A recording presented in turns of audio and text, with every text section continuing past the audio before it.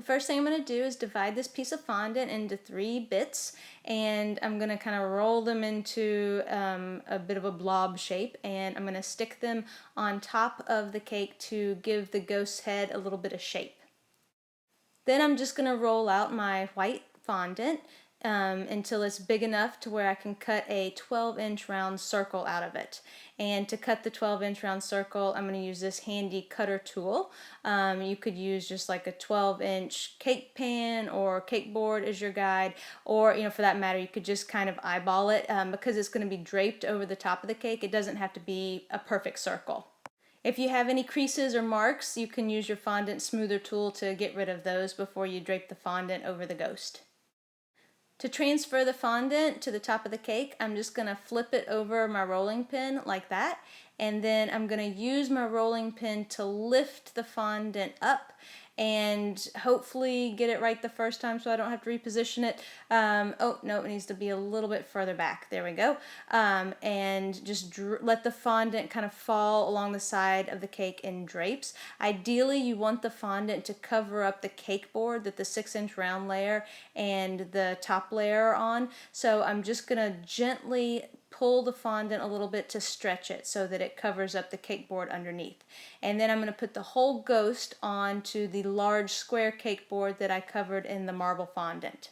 To make the ghost's eyes is really simple. Just flatten a ball of white fondant and then stick on a smaller flattened ball of black fondant, and then on top of that take a even smaller ball of white fondant that you flattened again, and that makes his eyes. And you just attach those to the cake with some piping gel. Let me just briefly apologize for the poor camera angle and the fact that I'm actually in the camera frame with my loose hair sticking down. That's not where I was supposed to be. Okay, so now I need to make his eyebrows. So I'm going to roll a log of fondant and cut it in half. And I'm going to use piping gel to attach his eyebrows over his eyes. And you can get creative with this. You can make him happy or angry, however you want. Next, I'm going to take a red food writer pen and I'm going to draw some red marks on his eyeball so it looks like they're bloodshot. And then I'm just going to do the same thing to the other eye. I love these food marker pens. If you don't have them, you could certainly use a fine paintbrush dipped in food coloring. With my black food marker pen, I'm going to draw a couple of dark circles under his eyes.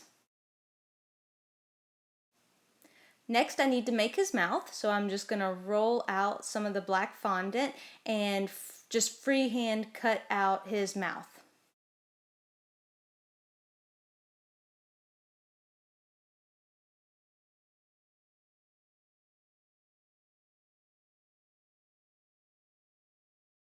And then I'm going to use some piping gel to attach it to the cake.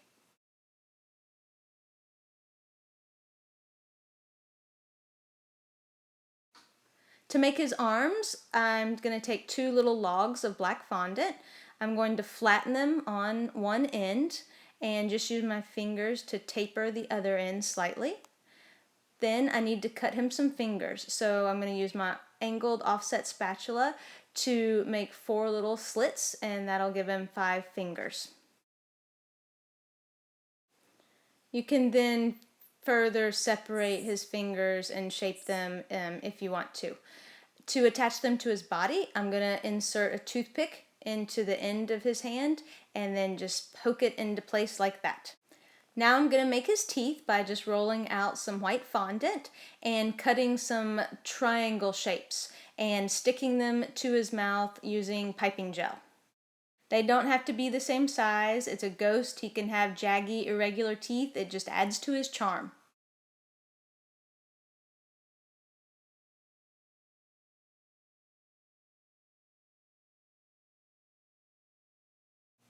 All that's left to add is his tongue.